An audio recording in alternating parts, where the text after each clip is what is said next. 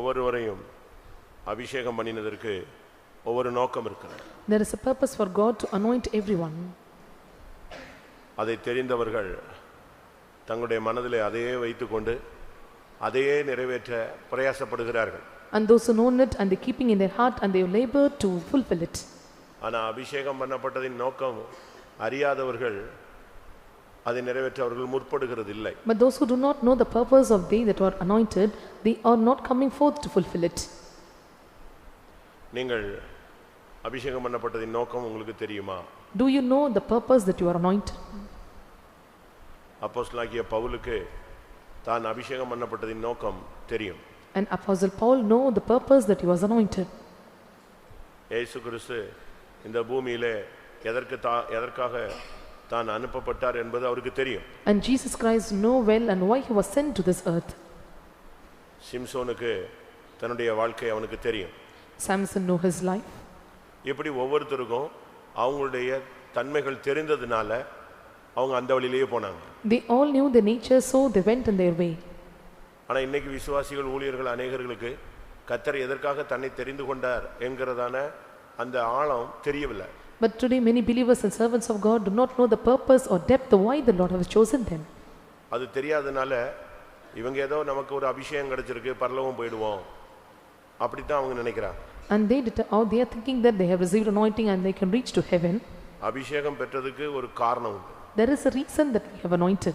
பரலோகத்திலிருந்து சர்வ வல்லமையுள்ள தேவன் உன்னை பரிசுத்த ஆவியால முத்திரிக்கிறார்னா அப்ப உன்னை கொண்டு ஏதோ ஒரு திட்டம் இருக்கிறது. Almighty God from heaven when he is sealing you, there is a purpose concerning you. அப்போ அது தெரியாதனால தான் अनेक ஊழியர்கள் விசுவாசிகள் போய் முட்டி விழுந்துறாங்க. And many believers do not know, so they are dashed and they fall upon. உண்மைதானே? Is it true? உங்களுக்கு அபிஷேகம் பண்ணப்பட்டதின் நோக்கம் தெரியுமா? Do you know the purpose that you are anointed? எதுக்கு அபிஷேகம் பண்ணாரு சொல்லுங்க பார்க்கலாம். சொல்லுங்க பார்க்கலாம்.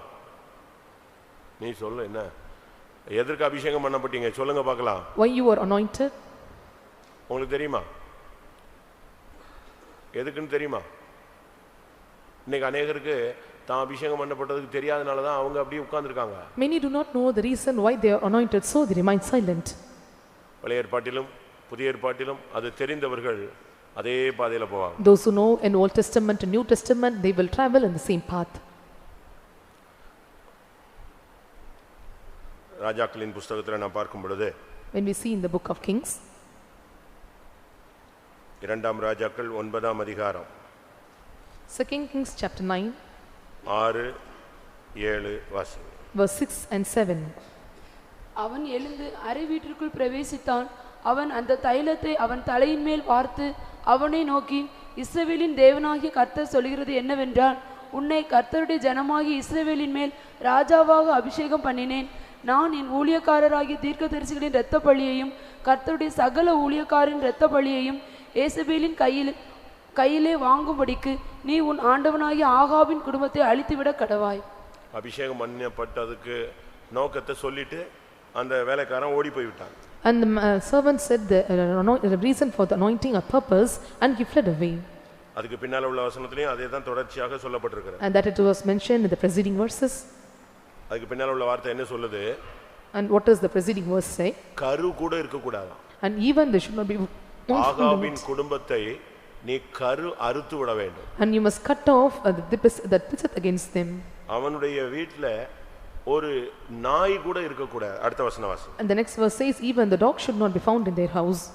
ஆகாபின் குடும்பமெல்லாம் அழியும்படிக்கு நான் ஆகாபுக்கு சுவரில் நீர்விடும் ஒரு நாய் முதலாய் இராதபடிக்கு இஸ்ரவேலிலே அவனுடையவர்களில் அடைபட்டவனையும் விடுபட்டவனையும் கருவறுத்து. புரியுதா உங்களுக்கு?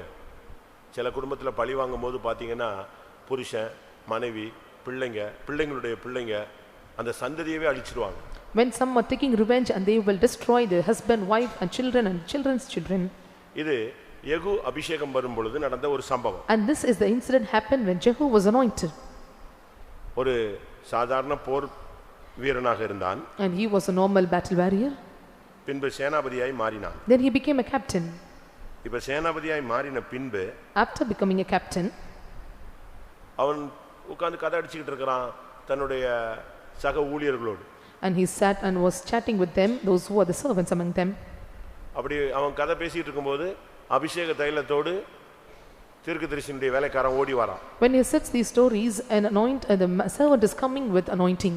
வந்து அவனுக்கு அபிஷேகத்தையும் கொடுத்துட்டு அபிஷேகத்தின் நோக்கத்தையும் சொல்லிட்டு போயிட்டான். He gave the anointing and told the purpose of the anointing. எப்படி இருக்கும் நீங்க பாருங்க. How it would be, you see. இதுதான் தேவனுடைய திட்டம். உனக்கு அபிஷேகம் கொடுத்ததுக்கு தேவனுக்கு ஒரு திட்டம் இருக்கு. This is the plan of the Lord. There is a purpose of the Lord anointed. Common plan வந்து ஊழியக்காரன் சீயோனுக்கு போணும், விசுவாசி எங்க போணும், புதிய எருசலேம் போணும். And the common plan is servants of God must go to Zion and believers must go to Jerusalem. ஆனா அது போறதுக்கு உள்ள அவன் செய்ய வேண்டிய சில காரியங்கள் இருக்கு. Before entering into that place, and there are certain things that they have to do. இப்போ நீங்க எல்லாரும் அபிஷேகம் பெற்றிருக்கீங்க. We are all anointed. ஆனா நாம் அதை நிறைவேற்றி இருக்கிறோமா, புரிஞ்சு இருக்கிறோமான்னு தான் இப்ப கேள்வி. The question is whether we have fulfilled it or whether we understand the reason of anointed. அவனை ஒரு அறை வீட்டுக்குள்ள வர சொல்லி அவன் தலையில அபிஷேக தைலத்தை ஊத்திட்டு நீ எசபேலின் குடும்பத்தை, ஆகாபின் குடும்பத்தை கருவறுக்க கடவாய், ஒரு நாய் கூட இருக்க கூடாது அப்படினு சொல்லிட்டு ஒரே ஓட்டம் ஓடி போய்ட்டான். He called him inside the house and he was anointed him by the anointing oil, and he said that you must smite the house of the Ahab, and there should not be anyone found in the servants of Jezebel. 10th வசனத்துல அவன் ஓடி போனான். And the verse 10 says, and he fled away.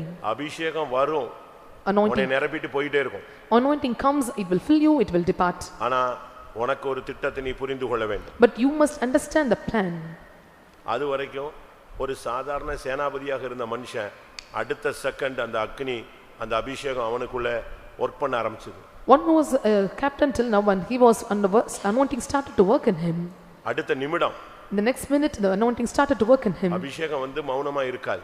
And the anointing will never remain silent. அப்படினா என்ன அர்த்தம்? அபிஷேகம் பெற்றவன் மௌனமா இருக்க மாட்டான். The meaning is those who are anointed, those who receive the anointing will never keep silent. ஒன்று அவன் பரிசுத்தத்துக்காய் போராடி கொண்டிருப்பான். One, he will struggle hard for the holiness. ஒன்று பிரதிஷ்டைக்காக போராடி He கொண்டிருப்பான். will be struggling for the consecration. இல்ல விசுவாசத்துக்காக போராடி Or கொண்டிருப்பான். he will struggle for the faith. இல்லாவிட்டா ஜெபத்துல போராடி கொண்டே இருப்பான். Or he will struggle in prayers. ஏதாவது ஒரு விதத்துல அவனால கிரியை செய்து கொண்டே இருக்க முடியும். And he is able to work in any manner.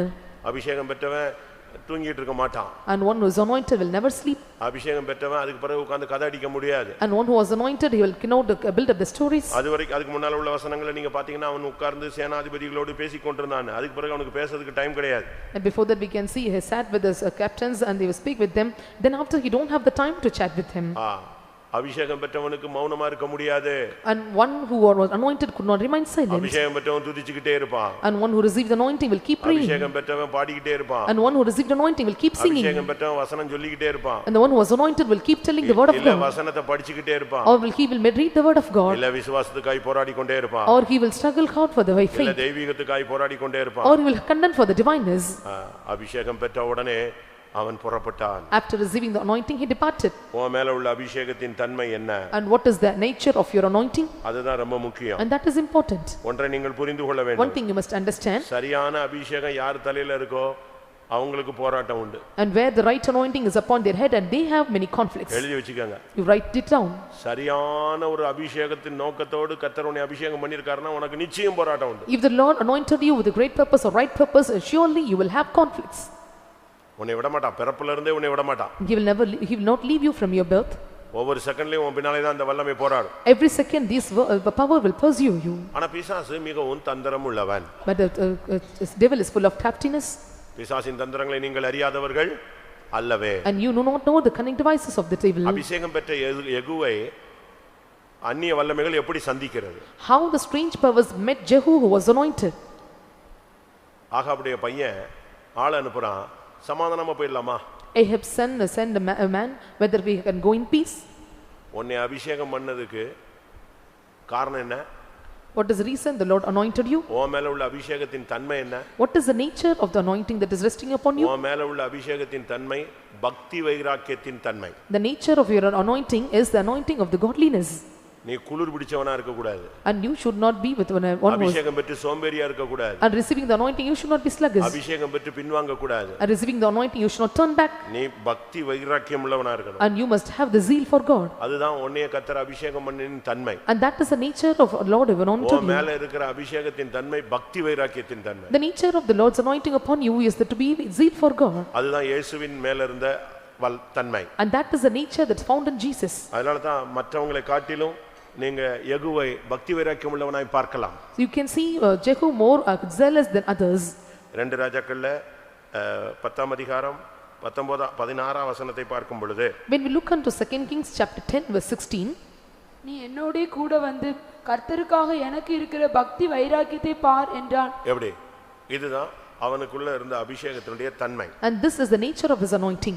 ஆவிக்குரிய ஜீவியத்துல வந்துட்ட பிறகு After coming to the spiritual life, நீ டல்லா இருக்க கூடாது, மங்கி எரிய கூடாது, மந்த நிர்விசாரங்களுக்கு இடம் கொடுக்க கூடாது. you should not be dull and you should not give for the ease and sluggish, and you should not grow dim, உனக்குள்ள ஒரு பக்தி வைராக்கியம் பற்றி எரியணும். and you should have the zeal that it should keep burning. யோவான் 2ஆம் அதிகாரம் 17ஆம் வசனம். John chapter 2 verse 17, அப்பொழுது உம்முடைய வீட்டை குறித்து உண்டான பக்தி வைராக்கியம் என்னை பற்றித்தது என்று இது எழுதி. இயேசுவின் மேல இருந்த அந்த அபிஷேகம். this is the anointing of Jesus. அப்ப இதுல இருந்து என்ன விளங்கிக் கொள்றோம் பிரியமானவர்களே? And what do we understand from this, my உங்க beloved? மேல என் மேல இருக்கிற அபிஷேகத்தின் தன்மை பக்தி வைராக்கியமா இருக்கணும். The nature upon the anointing which is upon you and me must be the zeal for God. பக்தி வைராக்கியத்தினுடைய தன்மை என்னன்னா, And what is the nature of the zealous? பாவத்தோட காம்ப்ரமைஸ் பண்ண முடியாது. We cannot compromise with sin. எழுதி வச்சுக்க. You write it down. பக்தி வைராக்கியத்தின் உண்மையான ரிசல்ட் என்னன்னா, ஒன்னால பாவத்தோட ஒத்து போக முடியாது. The true result of the zeal for God is and you cannot compromise and you cannot manage and mingle with the sin. ஆனா இந்த அபிஷேகம் உள்ளவங்களுக்கு உள்ள போராட்டம் என்ன தெரியுமா? நீ பாவத்தோட ஒத்து போகிறதுக்கு அந்த போராட்டம் வந்துகிட்டே இருக்கும். And what are the conflicts and those who are having this anointing, and you will have the conflicts to struggle hard with the sin. 2 ராஜாக்கள் 9ஆம் அதிகாரம் 18ஆம் வசனம் வாசிங்க. 2 Kings chapter 9 verse 18. அந்த குதிரை வீரன் அவனுக்கு எதிர்கொண்டு போய் சமாதானமா என்று ராஜா கேட்க சொன்னார் என்றான். அதற்கு யெகூ, சமாதானத்தை பற்றி உனக்கு என்ன? பாருங்க, நல்லா நீங்க படிச்சுக்கணும். எங்கயாவது முழிச்சுக்கிட்டு உட்கார்ந்து டைமை வேஸ்ட் பண்ணிடாதீங்க. உன் மேல இருக்கிற அபிஷேகத்தை பார்த்த உடனே பிசாசு என்ன செய்வான்? உன்னை மேற்கொள்ள முடியாதுன்னு தெரிஞ்ச உடனே உன்னோட காம்ப்ரமைஸ் ஆவான். பாவத்தோடு ஒத்து போக உங்களுக்கு அப்படியே அட்ஜஸ்ட் பண்றதுக்கு வழிவகைகளை செய்து கொடுப்பான். Looking your anointing upon you, and the devil will pave the way that you can compromise with the sin. பாருங்க, ஒரு ராஜா, இவன் இப்பதான் சேனாபதி, இப்பதான் அபிஷேகம் தலையில வாங்கி இருக்கிறான். ஆனா ஒரு தேசத்தினுடைய ராஜா இப்ப மெல்ல வந்து ஆள் அனுப்பி சமாதானமா அட்ஜஸ்ட் பண்ணி போயிடலாமா அப்படிங்கிறான். அப்ப பிசாசு பாருங்க எவ்வளவு தந்திரமான ஒரு ஆள். A captain, and he was so just now anointed, a king from another country. He came to him and he asked, can we go in peace, and see the craftiness of the devil. இந்த இடத்துல தான் விசுவாசி ஊழியன் அநேகன் விழுந்து போயிடுறான். And here many servants of God and believers were fallen. அப்படியே பாவத்தோட adjust பண்றாங்க. They are adjusting with the sin, சமாதானமா போயிடுறாங்க. and they are going in peace with sin. அப்படின்னா என்ன அர்த்தம்? What does it mean? நீ பிசாசோடு கை குலுக்குறாய். And you are giving handshake to devil. பிசாசுக்கு எப்படி நீ ஷேக்கன் கொடுக்கலாம்? And how you can give handshake to devil? யோசிச்சு பாருங்க. Think and see. உங்களுடைய வாழ்க்கை எப்படி இருக்குன்னு நீங்க யோசிங்க. Check how is your life. அவன் வந்து அபிஷேகம், அந்த பக்தி வைராக்கியத்தின் அபிஷேகத்துல வந்த பொழுது சமாதானமா ஏட்ட பாவத்திட்டியா முடியாதுன்றான். When he came with anointing for zeal for God, and he said, is it peace? And there is no room for peace. 22ஆம் வசனம் வாசி. Verse 22. யோராம் யெகூவை கண்டவுடனே, யெகூவே சமாதானமா என்றான். திருப்பி அவன் ஆள் அனுப்பியும் சமாதானம் கேட்டா, இப்ப டைரக்டாவே பேசுறான். சமாதானமா எப்படி நம்ம ரெண்டு ஒத்து போயிடலாமா? And Joram saw Jehu and said, is it peace, and can we go in peace? அதற்கு யெகூ, உன் தாயாகிய ஏசபேலின் வேசித்தனங்களும் அவளுடைய பில்லி சூனியங்களும் இத்தனை ஏராளமாய் இருக்கையில் சமாதானம் ஏது என்றான். எப்படி? அவன் சொல்றான், எப்படி நான் வேசித்தனத்தோடு சமாதானம் பண்ண முடியும்? விபச்சாரத்தோடு எப்படி சமாதானம் பண்ண முடியும்? எப்படி பில்லி சூனியத்தோடு நான் சமாதானம் ஆக முடியும்? எப்படி நான் ஒரு அபிஷேகம் பெற்றவன் எசபேலோடு எசபேல்னா கற்பில்லாதவள், கற்பில்லாத ஒரு பெண்ணோடு நான் எப்படி நான் சமாதானம் ஆக முடியும் அப்படின்னு அவன் பேசினான். And Jezebel means without virginity, and the one who was anointed, and Jehu answers, and how he can go in peace with the one who is a whoredoms and with witchcraft, and one who is having this fornication and adultery. சரியான பக்தி வைராக்கியத்தின் அபிஷேகத்துல நீ இருந்தால் நீ பாவத்தோடு ஒத்து போக மாட்டாய். When you stay in the proper anointing for zeal for God, you will not compromise with the sin. உன்னுடைய வைராக்கியம், உன்னுடைய அபிஷேகம் கம்மியா இருந்துச்சு, பக்தி வைராக்கியம் இல்லன்னா நீ ஒத்து போவ. When your anointing is decreased, and when you are not in zeal for God, and you will adjust with the sin. அதை நீங்க சங்கீதத்துல நீங்க பார்க்கலாம். You can see in the book of Psalms. அப்படி ஒரு மனுஷன் அப்படி போனதாக சொல்லப்பட்டிருக்கு. And a man was gone in such a way was mentioned there. 50ஆம் சங்கீதம் 18ஆம் வசனம். And 50th Psalm was 18. நீ திருடனை காணும்போது அவனோடு ஒருமித்து போகிறாய், விபச்சாரரோடும் உனக்கு பங்குண்டு. எப்படி? உன்னுடைய ஜீவியத்துல நீ ஒரு சிலர், அநேகர் அல்ல, ஒரு சிலர் பாவத்தோடு ஒத்து போகிறார்கள். Not all, but some are managing or they are adjusting with the sin. என்ன எதுக்காக? Why? திருடனை பார்த்த உடனே எப்படி பிரதர் இருக்கீங்க, வாங்க வாங்க வாங்க, உங்களை தான் பார்க்கணும்னு நினைச்சேன். ஏன் திருடனை நீ பார்த்தா பரலோகத்துக்கு போயிட போறியா? Looking into the thief, and you may say that I was waiting to see you. விபசாரக்காரரோடு உனக்கு பங்கு இருக்கிறது. And you have the partaker with the adulterers.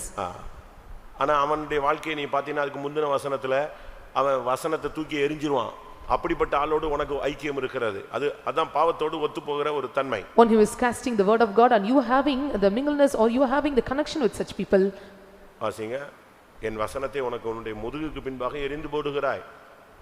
17ஆம் வசனம். சிற்றியை நீ பகைத்து என் வார்த்தைகளை உனக்கு பின்னாக எரிந்து போடுகிறாய். ஆனா அவனோட உனக்கு அட்ஜஸ்ட் பண்ணி போறதுக்கு பிசாசு ஏற்பாடு பண்ணி கொடுப்பான். And devil will make ready to go to adjust with him, one who casted the words of God. சபைக்குள்ள வந்துட்ட பிறகு கூட இப்படிப்பட்ட ஆட்களோடு நீங்கள் ஒத்து போக கூடாது. Even after coming to the church, and you should not adjust with such people. சபை பரிசுத்தமானது, ஆனா சபைக்குள்ள இருக்கிற எல்லாரும் பரிசுத்தவான்கள்னு சொல்ல முடியாது. Church is the holiest place, and those who are in the holiest place are not all holy. வேறுபாட்டின் ஜீவியம் என்பது ரெண்டு பகுதி. There are two sides in ஒன்று உலகத்தை விட்டு வேறுபட்டு வருவது, இரண்டாவது சபைக்குள்ள ஒரு வேறுபாட்டின் ஜீவியை நீ செய்யணும். One is you are getting separated from the world and coming up to the church, and you must separate from this people of the church. முதலாம் கொரிந்தியர் 5ஆம் அதிகாரத்தில் நீங்கள் பார்க்கும் பொழுது, when we look at the 1 Corinthians chapter 5, ஒருவன் விபச்சாரம் செய்தான், one who committed adultery, ஆனால் நீங்கள் அவனை ஒதுக்கி வைக்கவில்லை, and you did not put him aside, அவனோடு நீங்கள் கலந்து உட்கார்ந்து சாப்பிட்டீர்கள், and you mingled with him and you ate, நீங்கள் இருமாப்படைந்திருக்கிறீர்கள், and you were with contention, இப்படி சபையில நடந்துச்சேன்னு கூட நீங்க துக்கப்படவில்லை, and you were not grieved such things happened in the church. எப்படி எவ்வளவு அவனோடு நீ எப்படி ஒத்து போகலாம்னு கேக்குறாரு Pavul. And Paul is asking how you can compromise or adjust with என்ன him. விளங்கிக் கொள்றோம்? And what we understand from this, பக்தி வைராக்கியத்தின் அபிஷேகம் உன் தலையில இருக்கும் பொழுது நடக்கிற சம்பவம் என்னன்னா, நீ பாவத்தோடு ஒத்து போகும்படியாக உனக்கு போராட்டங்கள் வரும், ஆனா நீ பாவத்தோடு ஒத்து போக கூடாது. And what is the incident what happens when the anointing for the zeal of God is resting upon you? You will get the struggles to go along with the sin, but you should not consent or you should not go immingless with the sin. ஆனா ஒண்ணும் தெரியாது, எகு ஒத்து போகல. காரணம் என்ன? And Jehu who did not know anything, he was not compromising with it. அவனுக்கு அபிஷேகத்தின் நோக்கம் தெரியும். யாரோட ஒத்து போக கூடாது? ஆகாபையும் எசேபேலையும் தான் அழிக்க சொல்லி ஆர்டரே. அபிஷேகத்தை தலையில ஊத்தும் போதே சொல்றான், நான் உன் தலையில் அபிஷேகம் பண்ணுகிறேன், நீ ஆகாபின் குடும்பத்தை கருவறுத்து விட கடவாய், அந்த வீட்டில் ஒரு நாய் கூட இருக்கக்கூடாது. இப்படித்தான் அபிஷேகம் தலையில ஊத்துது. அவன் மைண்ட்ல தலையில அபிஷேகம் இறங்கும் போது காதுல வந்த கர்த்தருடைய சத்தம் எது? அவன் அதை மறக்கவே இல்லை. He knew well the purpose of the Lord's anointing upon him. When the anointing oil was poured upon him, it was mentioned to him, and you must destroy the house of Ahab and Jezebel, and this is the word which is given to him, and he fulfilled those words. அதோட ஆகாபுடைய பையன் ஒரே ஓட்டம் ஓடினான். இவன் சொன்னா அவனை விட்டுறக்கூடாது, அவனை ஃபர்ஸ்ட் அடின்னு சொன்னான். And Jehab's son fled away from this place, and he said, and you should not leave him, you must smite him first. அவனை கொன்னான். They killed him. பாவத்தின் சந்ததி கொல்லப்பட்டது. And the generation or the seed of the sin was killed. அடுத்த நேரா எசேபேலை போய் பார்த்தான். And then after he looked towards Jezebel. எசேபேல் அப்பமும் கூட எப்படி தான் வந்தா?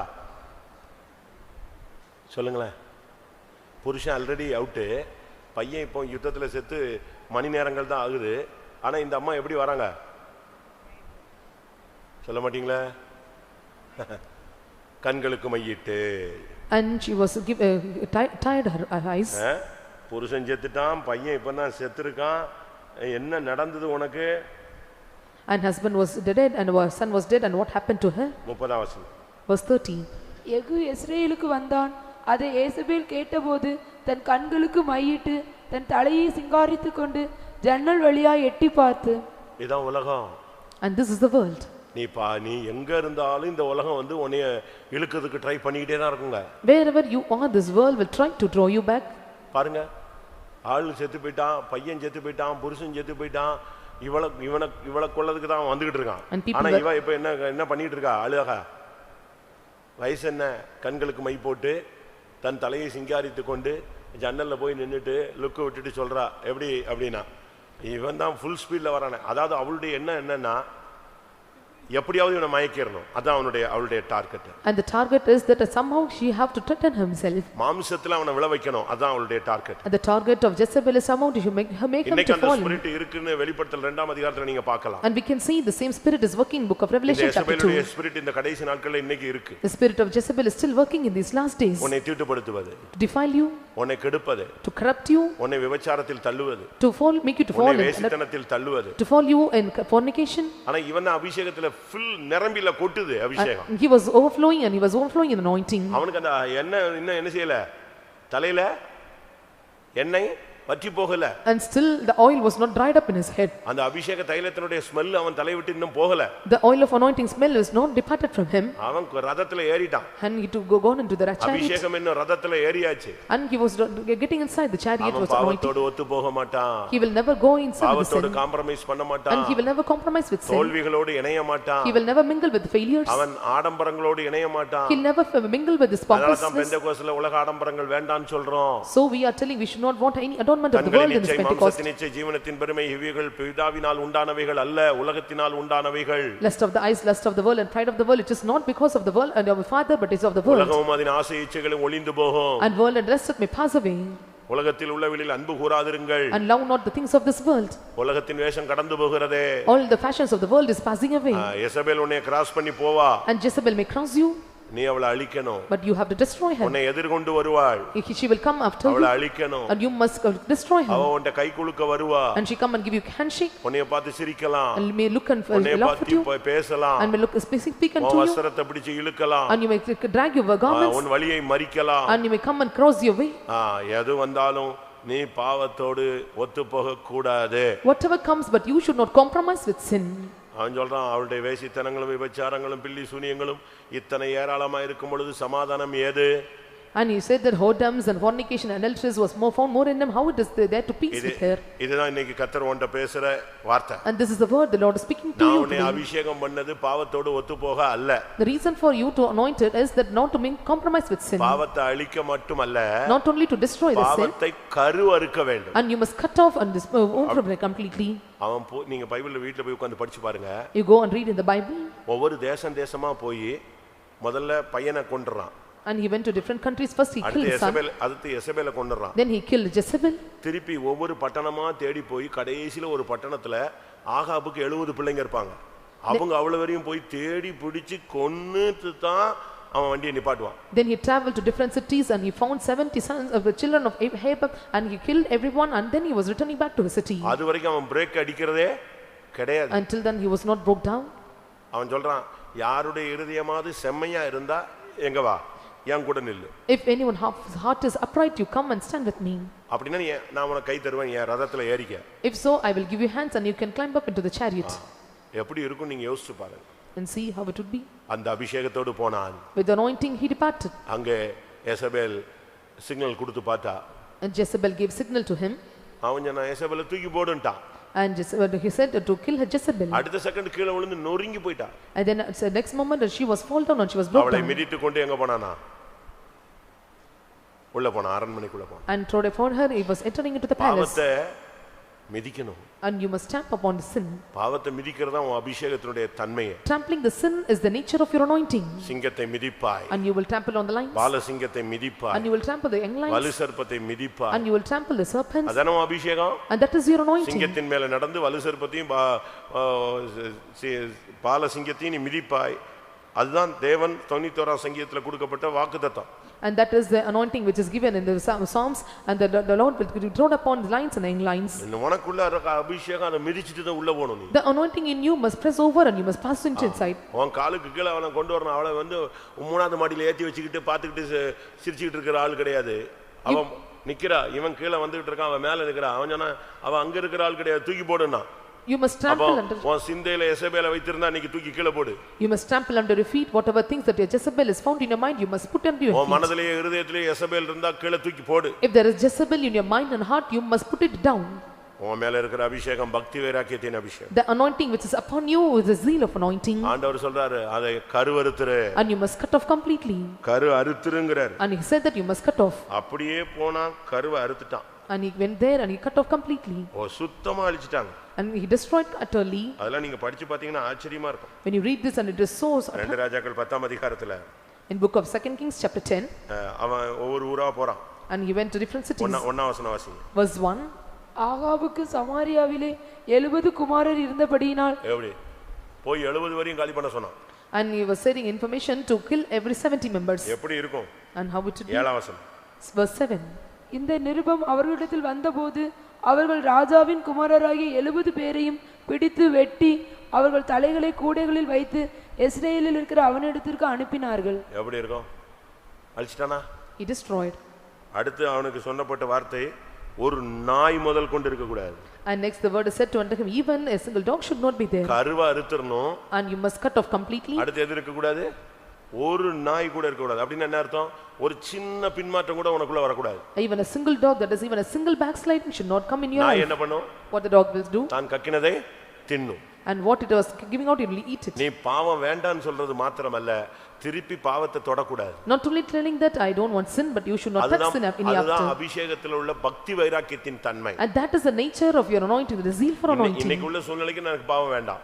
In the situation that we have now, you should not need sin. அப்படிதான் நம்ம நினைக்கிறோம். And that's what we are thinking. ஆனா டைம் வரும்போது என்ன செய்றோம்? சொல்லுங்க. But when the time comes, what we are doing? Time வரும்போது ராபோஜனம் எடுக்கும்போது பாவம் வேண்டாம். ராபோஜனம் முடிஞ்ச பிறகு என்ன வேணும்? அப்படிதானே? இதுதான் நம்முடைய ஆளுங்களுடைய கிறிஸ்தவன் தோற்று போறதுக்கு காரணம். And this is the reason why the Christian people are getting failed. பக்தி வைராக்கியத்தின் அபிஷேகத்துல கர்த்தர் சொல்றாரு, நீ ஆகாபின் குடும்பத்தை கருவறுக்கணும். அடுத்து ஒரு நாய் கூட நிச்சய கூடாது. வாசிங்க அந்த வசனம். 2 ராஜாக்கள் 9ஆம் அதிகாரம் 8ஆம் வசனம்.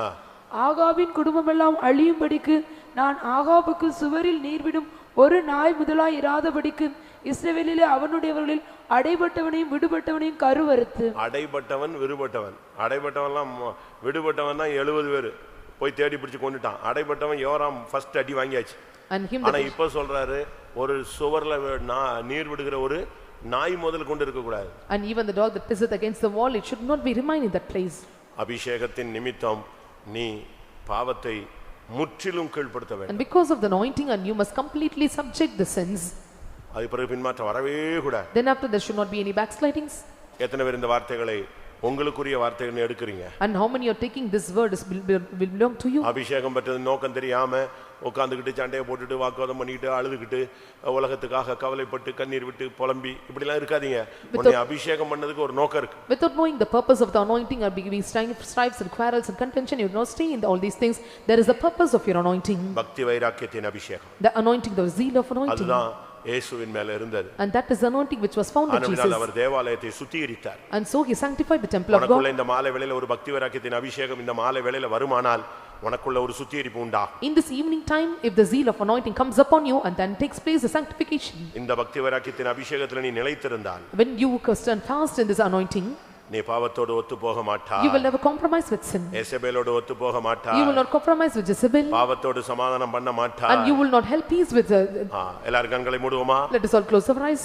இன்றைக்கு எசபேலுக்கு ஒரு முடிவு உண்டாகட்டும். Today let there come an end to one Jezebel. ஆகாபுக்கு ஒரு முடிவு உண்டாகட்டும். Let there comes an end to Ahab. ஆகாபின் சந்ததிக்கு ஒரு முடிவு உண்டாகட்டும். Let there comes an end for the Ahab generation. ஒரு நாய் முதல் இல்லாதவண்ணம் கர்த்தர் அபிஷேகத்தினால அழிக்கட்டும். The Lord have to anoint through anointing, even a single dog should not remain there. உன் மேல இருக்கிற அபிஷேகம் கொடியேற்றி பறக்கட்டும். The anointing upon you must flag its banner up high. ஆமென். உன் ரதத்தில் ஏறு. And you must go upon your chariot. அபிஷேகம் என்னும் ரதத்தில் ஏறு. And get inside the anointing of chariot. வழியிலே பாவத்தோடு ஒத்து போகாதே. And don't compromise the sin on your way. பாவத்தை அழித்து அதை மிதித்து கடந்து போ. Destroy the sin, trample on the sin, and you pass over. ஒரு சின்ன நாய் முதற்கொண்டு உனக்குள்ள திரும்பி வரக்கூடாது. Even a small dog should not come and back to you. கர்த்தாவே, யெகூவின் அபிஷேகத்தினால் என்னை நிரப்புன்னு சொல்றவங்க கண்களை மூடி முழங்கால் படியிடுவோம். Those who say, Lord, fill me by the anointing of Jehu, close your eyes and bend your knees. Hallelujah, hallelujah, hallelujah. Amen, amen, amen, amen. ஒரு half an hour time. Half an hour time. இந்த half an hour நீங்க எப்படி use பண்றீங்கன்னு தெரியாது. I don't know how you are going to use this half an hour. நீங்க தூங்கலாம். You may sleep. உட்கார்ந்துக்கலாம். You can sit. இல்ல எழும்பலாம். Or you can stand. வெளிய போயிட்டு வரலாம். You can go out. இல்ல கண்ணை மூடலாம். Or you can close your eyes. You can bend your knees. கண்ணீர் விடலாம். You can shed tears. வாழ்க்கையை புதுப்பிக்கலாம். You can renew your life. ஒரு அபிஷேகம் உனக்குள்ள வரலாம். An anointing may come in you. பக்தி வைராக்கியம் உள்ளவனாய் மாறலாம். And you can become a zealous one. பாவத்தை எதிர்த்து நிக்கலாம். And you can resist the sin. பாவத்தை அழிக்கலாம். You can destroy the sin. பாவத்தின் சிந்தைகளை முறியடிக்கலாம். And you can discomfort the bind of the sin. ஒரு அபிஷேகத்தின் நிறைவோடு நீ திரும்பலாம். And you can go with anointing fullness.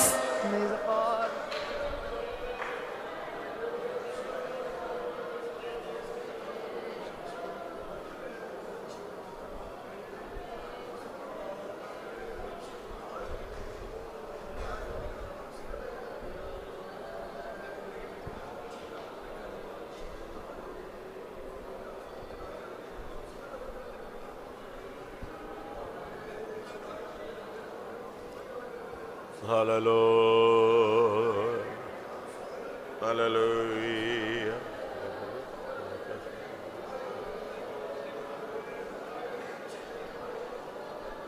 ஆமென் ஆமென். வாயை திறங்க, கர்த்தருடைய சமூகத்தில் போராடுங்க. ஹல்லேலூயா. உன் மேல உள்ள அபிஷேகம் பக்தி வைராக்கியத்தின் அபிஷேகம். ஓ நீ யெகூவல்லவா, கர்த்தருடைய யுத்தங்களை நடத்தும்படி தெரிந்து கொள்ளப்பட்ட தேவனுடைய சேனாபதி அல்லவா. ஹல்லேலூயா. நீ மௌனமாயிருக்கிற காலம் இது அல்ல, நீ முடங்கி கிடக்கிற காலமும் இது அல்ல. ஓ கர்த்தர் உன்னை சேனாபதியாய் வெளிப்படுத்தி கொண்டு வந்திருக்கிறார். நீ இந்த சபையில ஒரு சேனாபதி. ஆமென் ஆமென் ஆமென் ஆமென் ஆமென் ஆமென் ஆமென். ஹல்லேலூயா ஹல்லேலூயா ஹல்லேலூயா. இந்த வேலூர் தேசத்துல உன்னை தேடி கர்த்தர் அபிஷேகம் பண்ணி இருக்கிறார். உன் சந்ததியிலே உன்னை அபிஷேகம் பண்ணி இருக்கிறார். உன் வம்சத்திலே கர்த்தர் உன்னை அபிஷேகம் பண்ணி இருக்கிறார். உன் கோத்திரத்திலே உன்னை அபிஷேகம் பண்ணி இருக்கிறார். ஜாதிகளுக்குள்ளே உன்னை அபிஷேகம் பண்ணி இருக்கிறார்.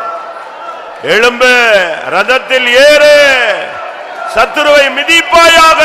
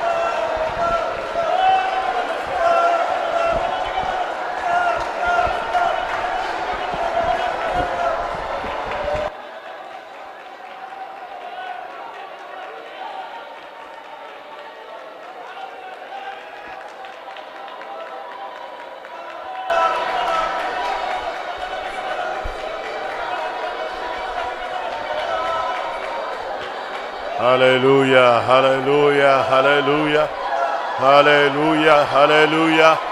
Tudama kadaba kadaba katudabania, rebana bania. Amen. உண்மையாகவே உங்களை எத்தனை பேருக்கு அந்த யெகூ மேல இருந்ததானே அந்த பக்தி வைராக்கியத்தின் அந்த அபிஷேகம், அந்த இயேசுவுக்குள்ள இருந்ததானே அந்த பக்தி வைராக்கியத்தின் அபிஷேகம் வேணும் அப்படிங்கிற வாஞ்சை இருக்கு? Truly, how many have desire that I need the zeal of anointing which is upon Jehu and which was upon Jesus? நான் பாவத்தோடு ஒத்து போனது போதும். It is enough that I compromise with sin. பக்தி வைராக்கியத்தின் அபிஷேகம் தான் பாவத்தோடு ஒத்து போகாது. The zeal of anointing will not compromise or mingle with that sin. தாவீதின் அபிஷேகத்துல அவன் பாவத்தோடு ஒத்து போனான். In the anointing of David, and he adjusted with sin. சாலமோனுடைய அபிஷேகத்தோடு பாவத்துக்குள்ளே போய் விழுந்துட்டான். Solomon's anointing, he fell upon the sin. ஆனா யெகூவின் அபிஷேகம் அப்படிப்பட்டது அல்ல. But the anointing of Jehu is not like it. பாவத்தை எதிர்க்கும். It is the anointing will resist the sin. பாவத்தை அழிக்கும். It will destroy the sin. பாவத்தை மிதிக்கும். It will trample the sin. அதுதான் இயேசுவின் அபிஷேகம். That is the anointing of Jesus. அதுதான் யெகூவின் அபிஷேகம். That is the anointing of Jehu. அந்த அபிஷேகத்தை பெற்றுக்கோ.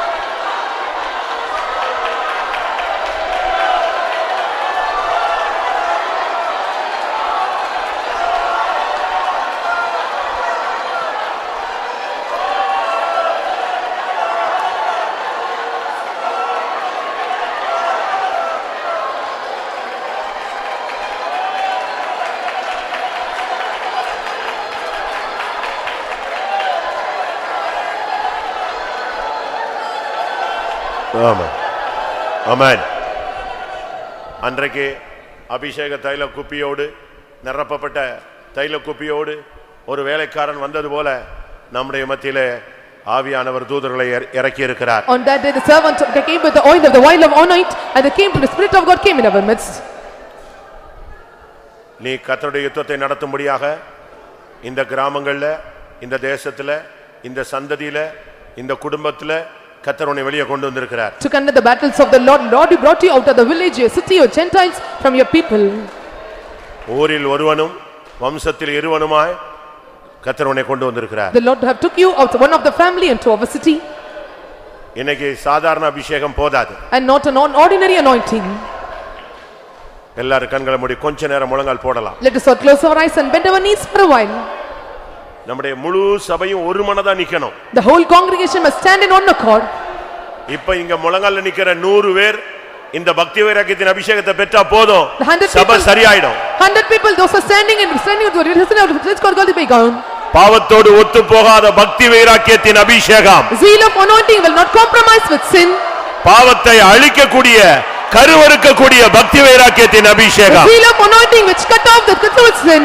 வாயை திறந்து கேளு. Open your mouth and ask. என் தலையில் அதை ஊற்று. Pour on my head. என் தலையில் ஊற்று.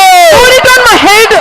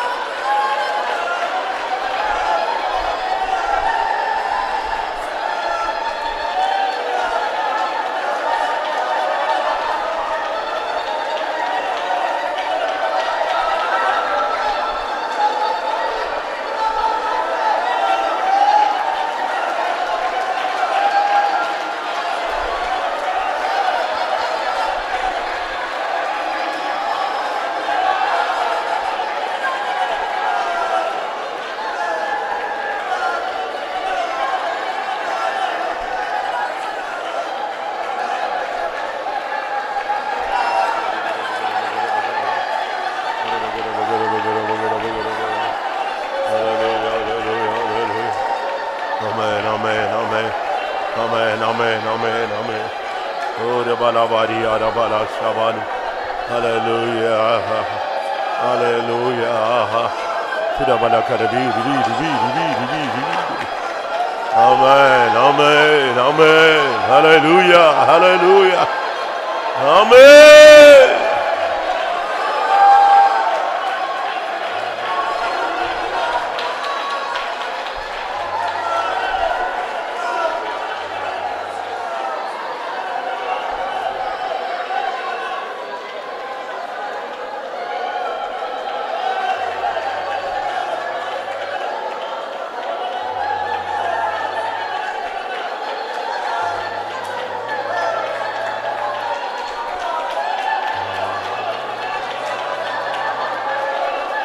ஆமா,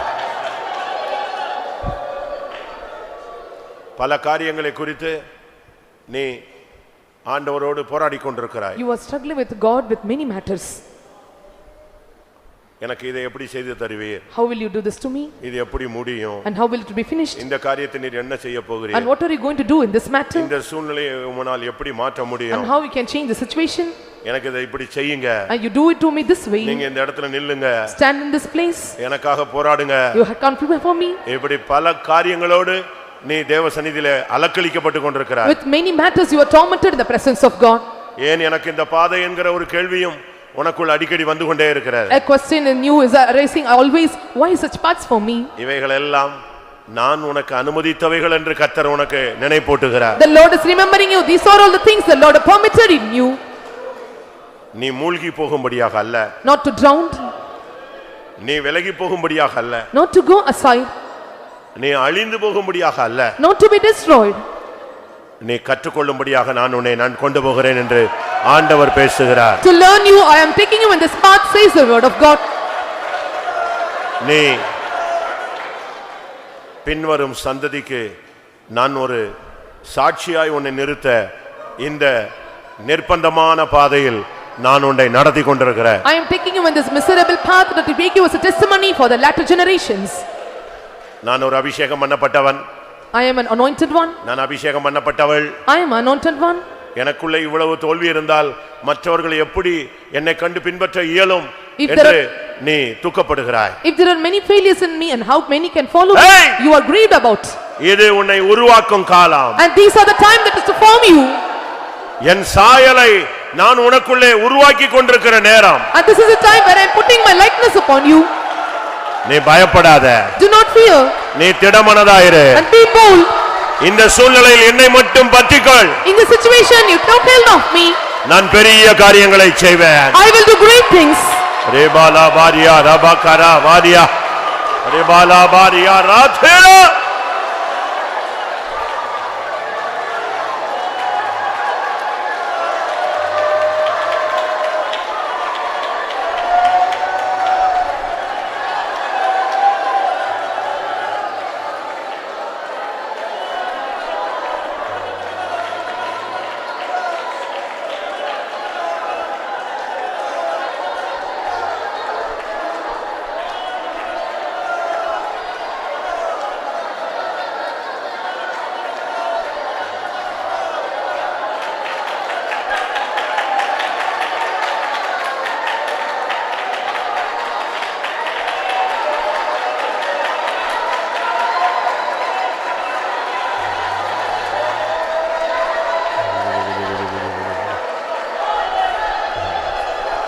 ஆமா, இன்னும் சில நிமிடங்கள் இருக்கிறது. Only few more minutes. அந்த வல்லமை, பக்தி வைராக்கியத்தின் வல்லமை உன் முடியில இறங்கட்டும். The power of zeal let come upon your hairs. உன் மூளையில Let இறங்கட்டும். it come upon your head brain. உன் சிரசுல இறங்கட்டும். Let it descend upon your body. உன் சிந்தையில Let இறங்கட்டும். it descend upon your mind. உன் நெற்றியில இறங்கட்டும். Let it descend upon your forehead. அந்த பக்தி வைராக்கியத்தின் வல்லமை உன் கண்கள்ல இறங்கட்டும். Let the power of zeal come upon your eyes. உன் காதுகள்ல Let it இறங்கட்டும். come upon your ears. உன் முகத்துல இறங்கட்டும். Let it come upon your back. உன் உதடுகள், பற்கள், நாவுல இறங்கட்டும். Let it come upon your mouth, tongue and உன் teeth. கழுத்துல, தொண்டையில இறங்கட்டும். Let it come upon your neck and உன் neck. கைகள்ல, கால்கள்ல இறங்கட்டும். Let it come upon your legs and hands. தேவனுடைய வல்லமை இறங்குகிறது.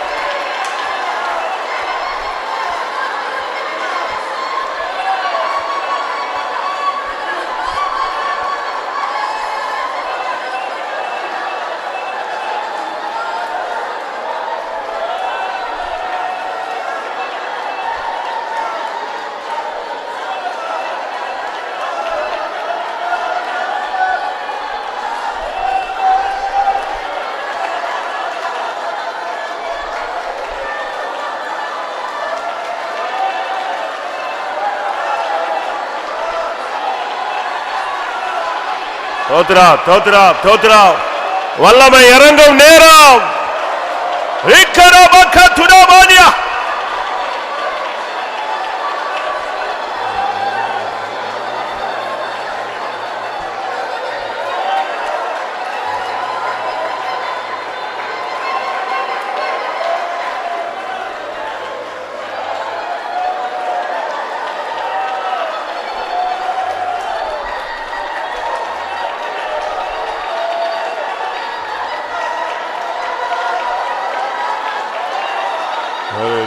ஹல்லேலூயா ஹல்லேலூயா.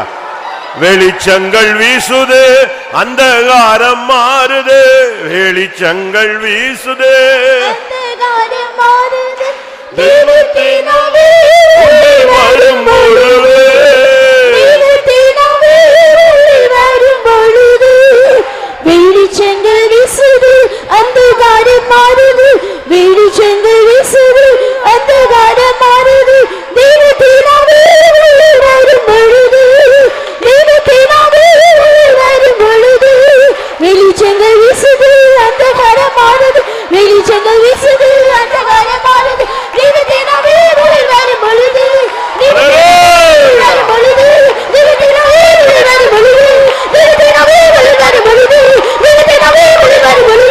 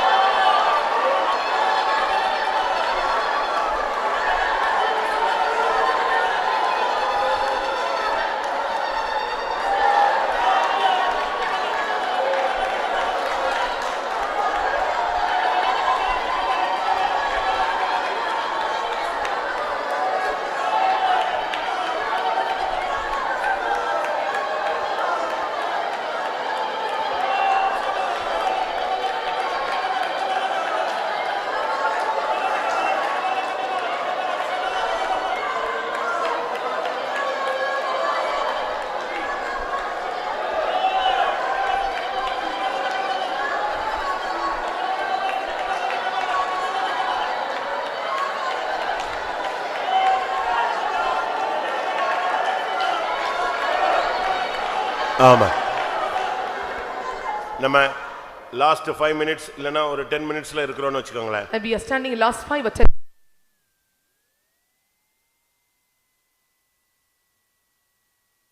When you keep surrendering, ஒரு அபிஷேகம் இறங்கும். anointing comes. அந்த அபிஷேகத்துல நீங்க திரும்பி போகலாம். And through that anointing you can return back. சரியா ஒரு 5 நிமிஷமோ 10 நிமிடமோ. Rightly 5 or 10 minutes. அது உங்களுக்கே தெரியும். And you know it. அது உங்க மேல இறங்குறது உங்க சரீரத்துல எந்த அவயவத்துக்குள்ள அது இறங்குதுங்கறத நீங்க கண்டுபிடிக்கலாம். And you can feel and identify in which part of the member of the body it is descending. ஒரு அக்கினி அபிஷேகம் உன் கண்ணுக்குள்ள இறங்கிச்சுனா நீ பரிசுத்தவனாய் மாறுவாய். If the fiery anointing comes upon your eyes, you will become a holy one. எத்தனை பேர் விசுவாசிக்கிறீங்க? And how many of you believe this? அது ஒரு நிமிஷத்துல இறங்கலாம், 5 நிமிஷத்துக்குள்ள இறங்கலாம். It may come upon you within 1 or 5 minutes.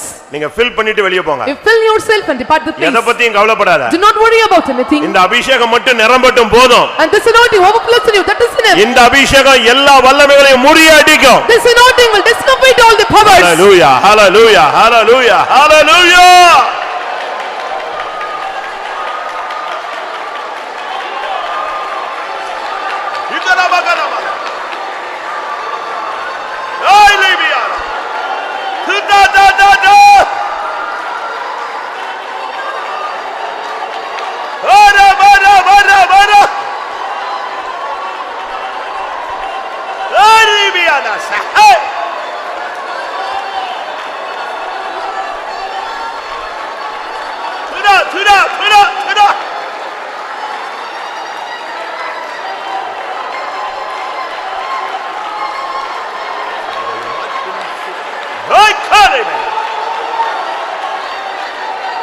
எனக்கு அபிஷேகம் வேணும்.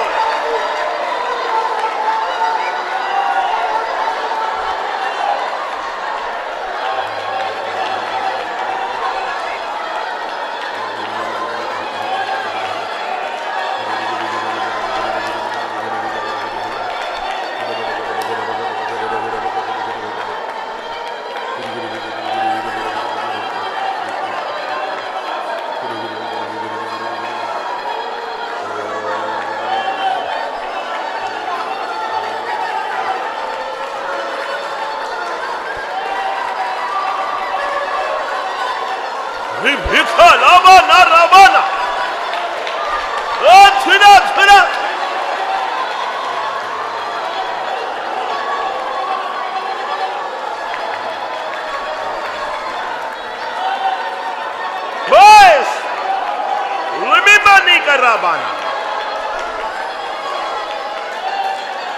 லிபிகரபகரே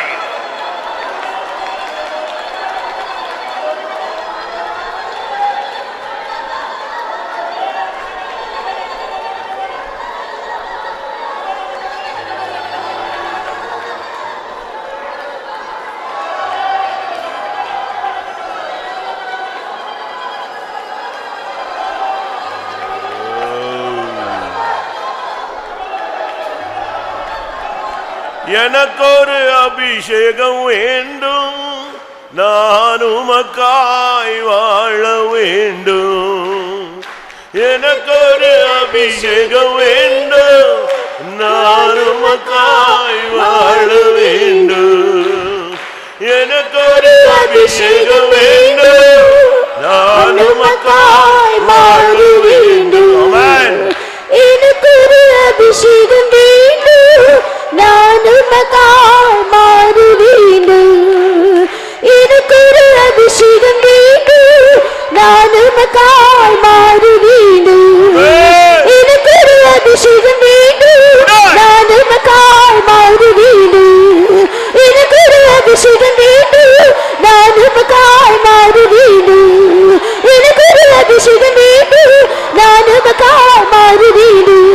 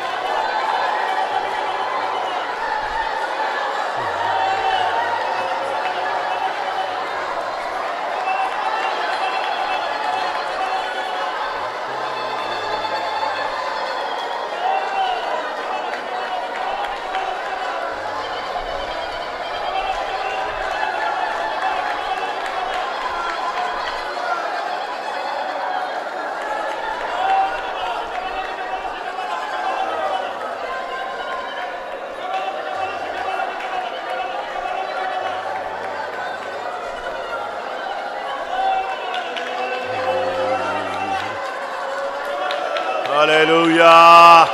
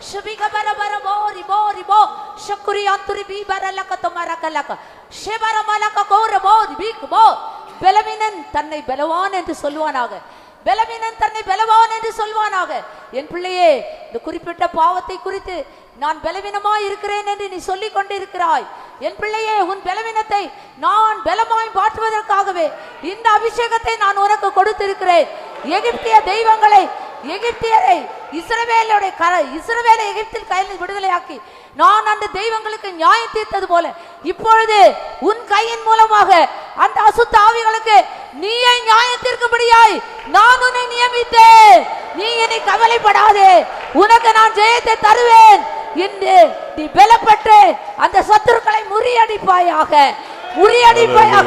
உனக்கு நான் ஜெயம் தருகிறேன் என்று சேனைகளின் கர்த்தர் சொல்கிறார் சதா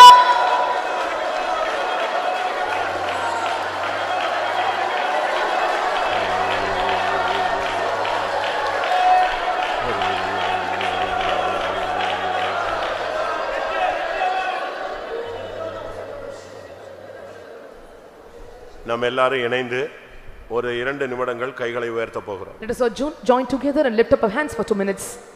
இந்த காத்திருப்பு கூட்டத்தில் வந்திருக்கிற பிள்ளைகளுக்கு விரோதமாய் எழும்புகிற வல்லமைகள், நெருக்கமான சூழ்நிலைகள், அவர்கள் சந்திக்கிற எதிர்ப்புகள், இவைகளை கர்த்தர் இந்த கூட்டத்திலேயே முடிவுக்கு கொண்டு வர வேண்டும்.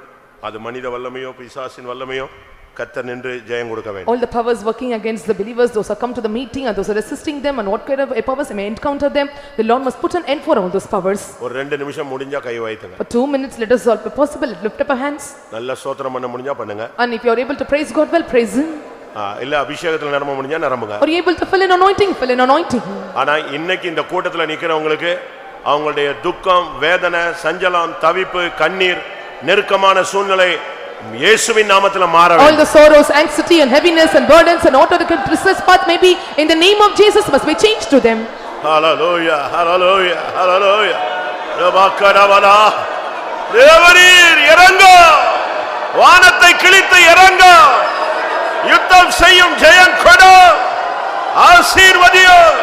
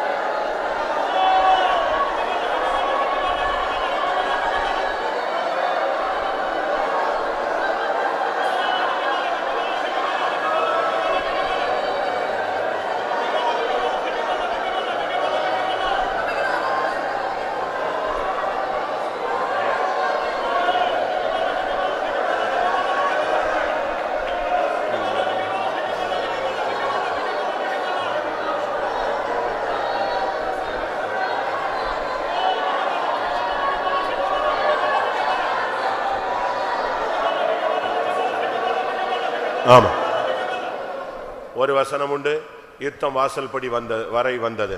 There is a word of God that the battle come to the doors. அதுக்கு பதில் வசனம் பைபிள்ல இன்னொரு இடத்துல தேடி பாத்தீங்கன்னா, and other words when you read in the Bible, யுத்தத்தை அதின் வாசல் வரை அவர் திருப்பி கொண்டு போனார். and the Lord turned the battle to the gate. இந்த வசனத்தை நினைச்சு கைகளை வைத்துங்க பார்க்கலாம். and remember this verse and lift up your hands. ஒவ்வொரு விசுவாசி ஊழியக்காரனுக்கு வாசல் படியில நின்னுட்டு இருக்கிற யுத்தம் எங்க இருந்து கிளம்பி வந்துச்சோ அந்த வாசப்படிக்கு திரும்பும்படியாய் கரங்களை உயர்த்துங்கள். ஹalleluya, ஸ்தோத்திரம்.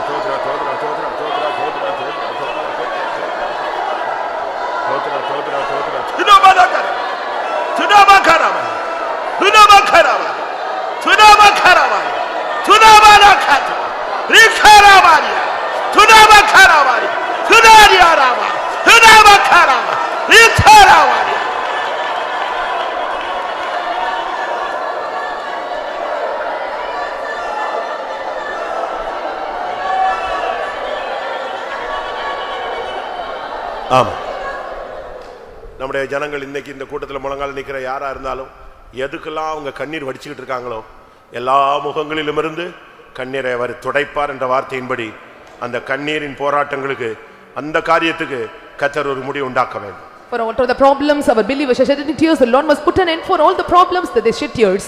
முடியல, I'm impossible. தாங்க முடியல, I could not bear it. என்னால சந்திக்க முடியல, I am not able to face. என்னால ஒண்ணுமே முடியாது. I cannot do anything further. கதறிக் கொண்டிருக்கிற கண்ணீர் விடுகிறவர்களுக்கு கர்த்தர் அவர்கள் கண்ணீரை துடைக்க வேண்டும். And those who lament and shout and cry, the Lord must wipe their tears. எல்லாரும் கைகளை உயர்த்துவோம். So lift up our hands. எல்லா முகங்களிலும் இருந்து கண்ணீரை துடைப்பார். ஓ ரபகரா பகரா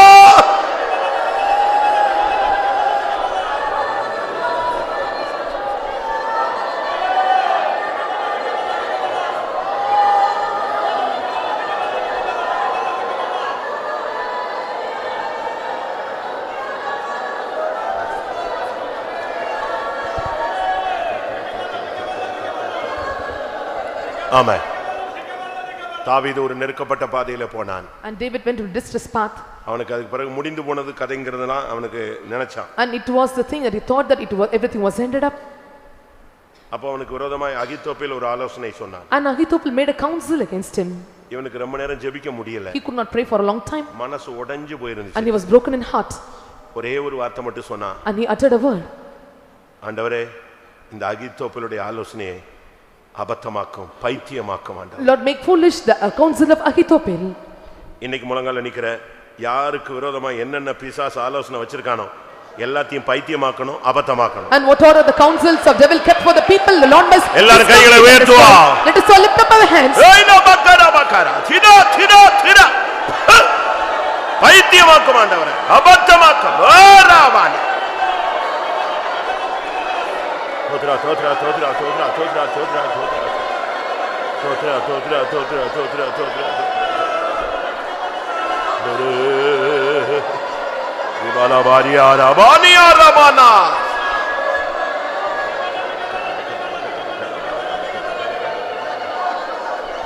ஆமென். கர்த்தர் அப்படி செய்ய வல்லவர். அதற்காக ஸ்தோத்திரம் பண்ணுவோம். இந்த மாலை வேளையில நமக்கு தேவன் கொடுத்த கிருபையின் பக்தி வைராக்கியத்தின் அபிஷேகத்துக்காக ஸ்தோத்திரம் பண்ணுவோம்.